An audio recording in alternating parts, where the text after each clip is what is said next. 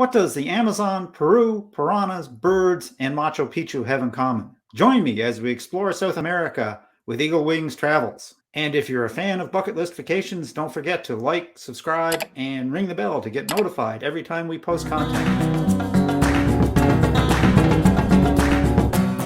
My guest today is Colleen Atherton, owner-operator of Eaglewings Travel, located in Wichita, Kansas. Colleen is an expert travel advisor, world traveler, and grandmother in no particular order, with a passion for bucket list vacations. Hi, Colleen. Welcome to RTE Travel Talk. Hi, Ken. Great to have you back with us, Colleen. It's good to be back. So listen, I understand. I've been following you on Facebook, and wow, the places in where in the world you get off to is just amazing. Just recently, we've been to the Amazon, Peru, and Machu Picchu. So why don't you tell our viewers and listeners a little bit more about what you got up to in the last couple of weeks? Okay. I had the opportunity to go to a country that I hadn't visited before. And since I've been to 100 countries already, it was a unique opportunity for me. And so I jumped on it. There were a lot of hoops to jump through, but it was definitely worth it. I can imagine. So who did you go with, Colleen? I went with Uniworld River Cruises. Okay. Then we arrived in Lima. Right. Our host met us, our Uniworld host met us, and he stayed with us the entire time and took care of all the details for us so we could just enjoy the trip. So how long were you gone on this leg of the trip? We were gone 15 days. Wow, that's quite a trip. We had a tour in Lima, right, of course, after the next day after we arrived. And from there, which was very interesting because they took us to a palace who was given to one of Pizarro's. And if you don't know your history, Pizarro's the one who conquered South America from Spain. Okay. He was the Spanish conquistador. And his right-hand man was given this land in which he built a palace. And it has been in the same family, passed down from generation to generation ever since then. Amazing. So the trip started out in Lima, and you had a bit of a tour of Lima, and then where did we go? They flew us out to Iquitos, which is the little town near the Amazon, where we boarded this ship. It was a fairly small ship because there are only 16 cabins on the entire ship. But this is the part of the Amazon that is in Peru, not Brazil. So okay, it's near the source of the river and not the mouth of the river. And although the Amazon itself was very wide, we went clear into the tributaries to the source of the river. So it got much smaller as we went inland. No doubt that's why you needed a smaller ship to navigate those smaller channels. Right, exactly. But I have to tell you, Ken, it was a first-class experience from the service and the food and the accommodations. That's probably the biggest river cruise cabin I've ever been in. Really? Wow. And it had floor-to-ceiling picture windows, so you could see out as you were navigating down the river, which made it really special too. So you were on the river for how many days until? We were actually on the river for 7 days. Okay. And what did you get up to for? Well, every day before breakfast, we had the option, and everything is optional, of course, but they took us out bird watching before breakfast early in the morning, which I love birds and I love bird watching. And I got started in that when I was in Fiji because they have such unique birds in the rainforest, in the Amazon rainforest, so colorful and bright and pretty, just so unique. And the guides who were part of the trip that worked for the ship actually grew up in the little villages out there on the Amazon. So they really knew their way around. They knew all the nooks and crannies, and they were wildlife experts and could spot the birds and the animals. And even when they would point them out, sometimes I was like, I can't see it. I can't see it. But they were able to do that. You took some wonderful pictures of some of the birds. How did you get that? How did you Actually, get that? I cheated a little bit because the guide was a photographer and he was taking the pictures. So he sent them all to us and told us we could use them. Well, kudos to the guide because they're just stunning. It's just stunning Yes. photography of the birds. It's just wonderful. Yes, he had a great camera. So bird watching, we did the bird watching thing. What else did we get up to? So after we would go bird watch, we'd come back to the ship and have breakfast, and then we would go for our morning excursion, which varied from day to day. And some days we just went looking for monkeys, and we could spot the monkeys and see them. We traveled along the river on a skiff. The skiffs were able to go into the little smaller tributaries, which have the jungle that grows right up to the side of the river there, the banks. And so you could really see the animals good there along that. And we saw sloth and monkeys and all kinds of birds. And of course there were the water animals too, the caiman and the fish jumping out of the water. One day they took us fishing for piranhas, and we caught piranhas. They used this raw bloody meat as bait. And as soon as you threw it in, the piranhas were right on it. Oh, they actually school like you see in all those movies. Yes. And so we're reeling them in as fast as we could throw the bait out. But then that night they served them to us for dinner. So the bigger question is, were they good? Yeah. What is fried piranha like? You know what? I was too chicken to try it. Really? It was looking at me and I couldn't eat it.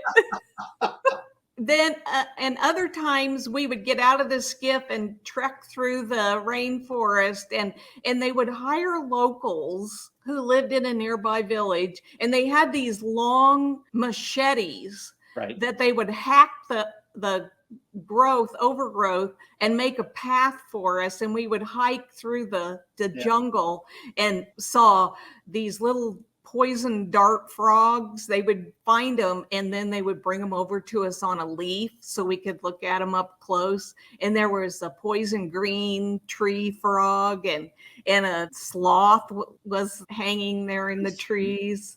Just amazing. It was amazing. And of course they tell you ahead of time, now you need to wear long sleeves, long pants, boots, and cover up really well at hats with hats and that sort of thing. Did you notice a lot of mosquitoes, or was there a lot of bugs? Or yes, a lot of bugs, especially at night. So one evening afternoon, after we'd been out all afternoon in the skiff, they wanted us to stay out late until it got dark, because as you can imagine, it gets very, very dark out there with no lights or anything.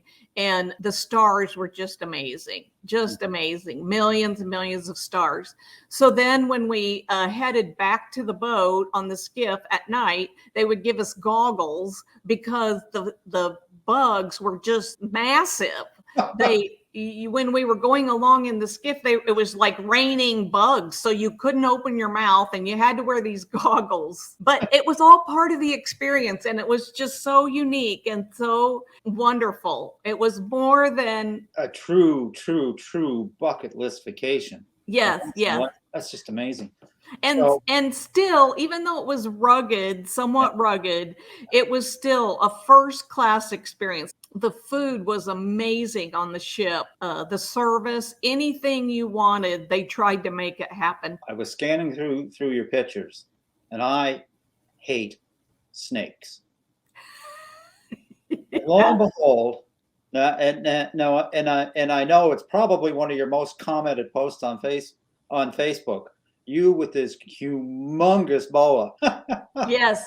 So of course, everybody watches all the science videos, and and the anacondas are pretty popular. So when the guide spotted an anaconda in the brush along the side of the river, he said, "Do you want us to bring it into the boat?" And I was like, "Yes, we want to see it."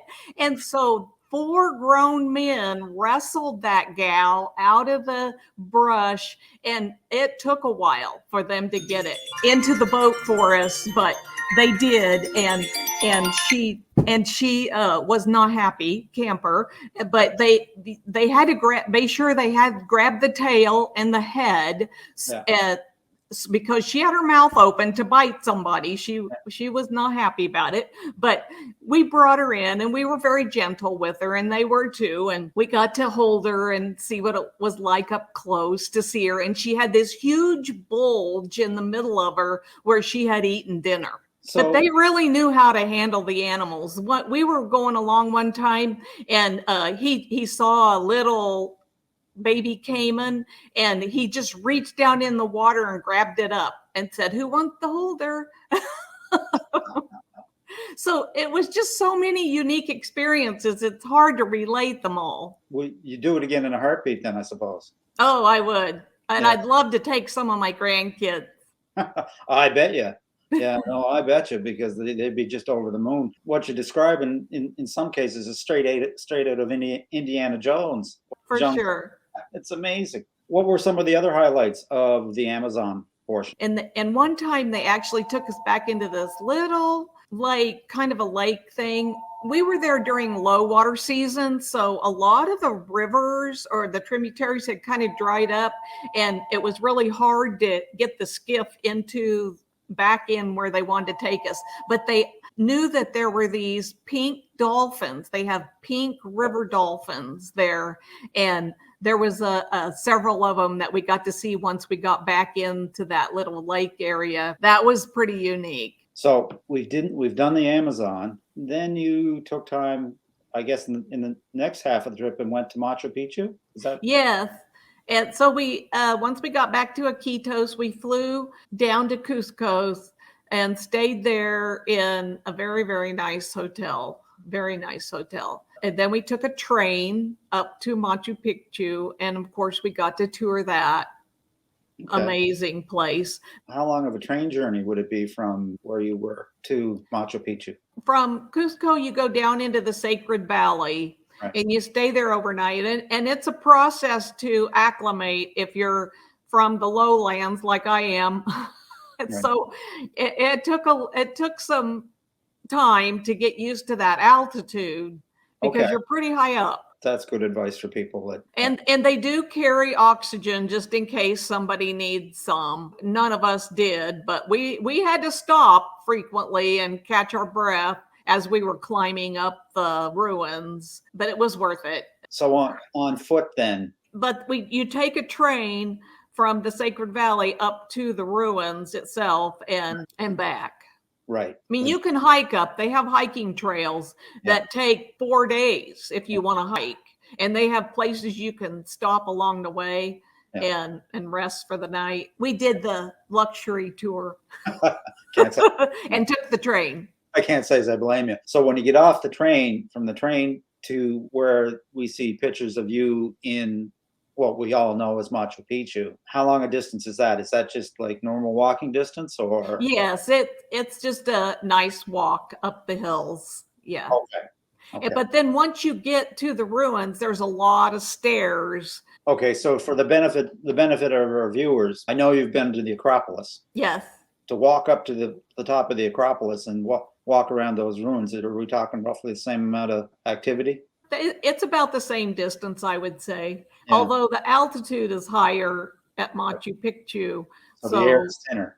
That's mainly what made it the most challenging. So, and if you have any mobility issues, it would probably not be the trip for you. Okay, that's good to know. So it's It's not total. It's not for the faint of heart. Then. Right, right. It's pretty physical. As I said, they kind of let us work into getting to Machu Picchu. So we stayed a night in Cusco, and then we stayed a night in the Sacred Valley, and then we went up, actually 2 nights, and then we went up to the ruins. Okay. So it was kind of a gradual And the working your way up.